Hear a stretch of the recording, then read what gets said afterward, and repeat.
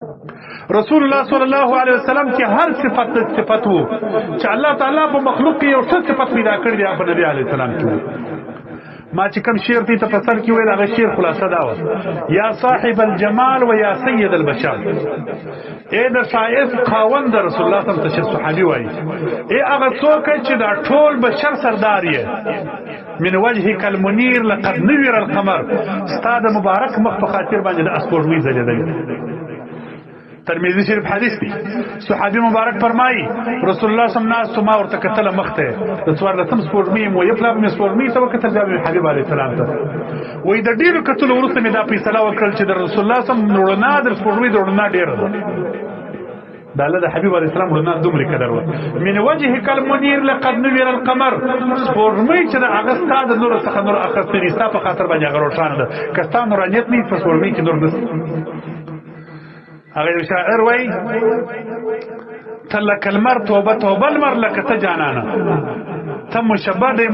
د مشبه ته مشبه به د جانانا وای ته دا فيه لك المر نبی علیه السلام بیا وای توبه کړم ته دا نه لك المر المر دا سړي لك ته چې مشبه به دی مشبه دی المر ساسه فایستا خسری ته د المر د اخس دا رسول الله صلی الله علیه وسلم ذیب زینت و شایست.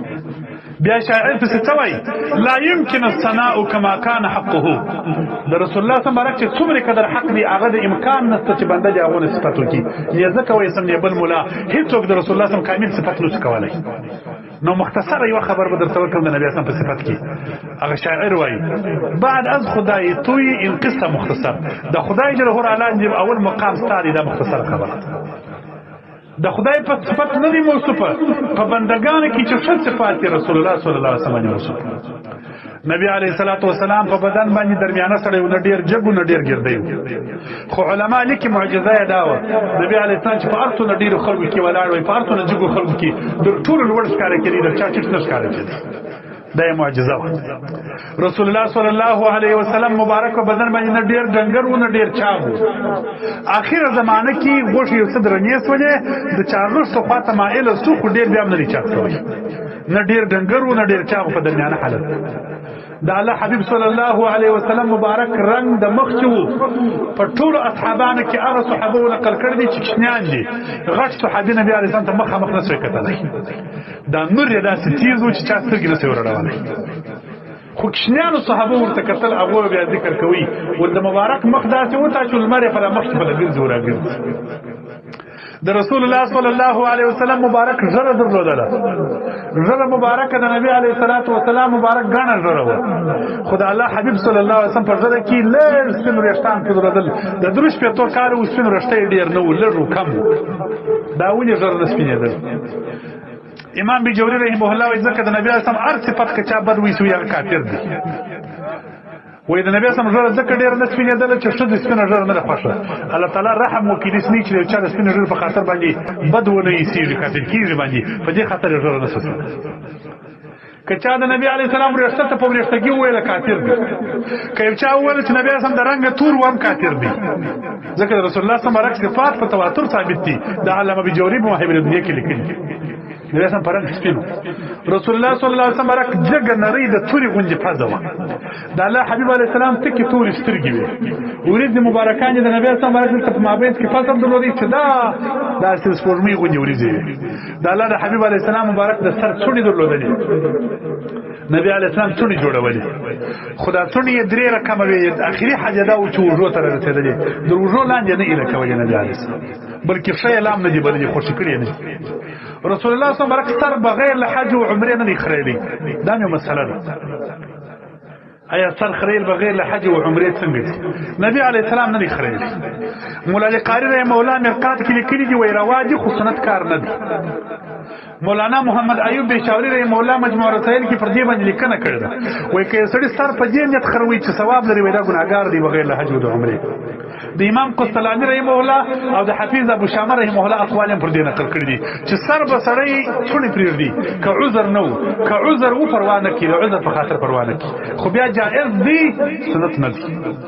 څونی به پرېږدي خو څونی به داسې نه کوي چې د اخري نیسي په دوړو ډکې سي څونی به صفا ساتي رسول الله صلی الله علیه وسلم د صفایي شوقي و د الله حبیب علیه السلام څونی غوړول یې صفا کول یې ږیره یې غوړول جامه یې خیرنه نه پرېښول یو سړی یې ولیدي ږیره یې خیرنه و سر یې خیرن و کالي یې خیرن و رسول الله صلی الله علیه وسلم ته څوک نه لري چې دا در صفا کړي هغه لري مې ورسره کالي صفا کړه ږیره پاکه کړه سر پاک د الله حبیب علیه السلام پر بدن باندې مچ نه کښېنستی رسول الله صلی الله علیه وسلم د رسول الله صلی الله علیه وسلم خلی خوشبوئی کول د بخاری شریف حدیث دی یو صحابیه چې خېته اچولې و د عطر سره به ګډولې ول په دغه باندې عطر خوشبوئی کول در عطر خلی ډېر خوشبوئی ده د رسول الله صلی الله علیه وسلم مبارک بول مبارکان پاکي وي د رسول الله صلی الله علیه وسلم وینه پاکه و علما ناس دا مسله ده د نبی اسلام غټي بول او کشنی بول دواړي پاکي وي خو د رسول الله صلی الله علیه وسلم غټي بول په ټول عمر چا نه دي لیدلي ځکه چې بیرته چې دا و بیا کړل د سیب مزکی تیری کړل په ټول عمر چا نه دي لیدلي خو هغه لوټه چې نبی علیه السلام او داس پوچوي شرح د شفا کې مولا علی قاری صاحب لیکلي دي و یو صحابي په جیب کې ګرځول د جمعې په ورځ به راوخته چې هر چا اثر پاشي نه وي د راغو ډیر خوشبوئی ولاړه ده د نبی صلی الله علیه وسلم د لوټ په خاطر چا داسې پوښ کړي لوټه رسول الله صلی الله علیه وسلم پر کوم حیوان باندې سپور هغه حیوان چې د څو پر دې پر سپور وای هغه حیوان بوج نه کوي دا غسه ولاړ چې نبی صلی الله علیه وسلم به بدیر ته بوج وکړي حیوانان رسول الله صلی الله علیه وسلم پیژندي د نبی علیه الصلاۃ والسلام مبارک چې کم مرکب چې پر سپور دی دغه امام حلبی رحمه الله لیکلی دی چې حلبی وای نبی صلی الله علیه وسلم چې صحابي فکر سفلان کې صحابي چي دي چې هغه بنو هغه حیوان به ولاړ صبح هغه پیژندل ټول صحابه پیژندل ټول صحابه کرام پیژندل او صحابه کرام پیژندل ما چې راوښو ولا غوښه ما تراله رسول الله صلی الله علیه وسلم ورک اصحابانه پیژندل دغه حیوان بولاړي دغه صحابي دروازه به په غوښو ورټکول په سر به ورټکول هغه په پوسټ چې د نبی اسلام په کار ما هغه ورته روان چې کوم ورځ رسول الله صلی الله علیه وسلم او پاتسو په هغه ورځ باندې دغه حیوان ولزن ور د تاب نه لرم ولار یو کډی ته ځان الکی ځان مړ دا الله د حبیب علی السلام خله مبارکه غټه و عربو کې چې چا غټه خله وای دا فصیح و د دې صفته کوي حبیب صلی الله علیه وسلم مرکه غاښونه مبارکان په مابین کې جلاوالي درلودي نبی علیه الصلاۃ والسلام لاسونه داس پاسته و صحابي وای په ټول عمر مې ورې شم د سنې لیدلې لکه چې پاسته وای لکه نبی صلی الله علیه وسلم رسول الله صلی الله علیه وسلم په احسن د اخلاقو د دنیا د ټول انسانانو لوی اخلاق د حبیب صلی الله علیه وسلم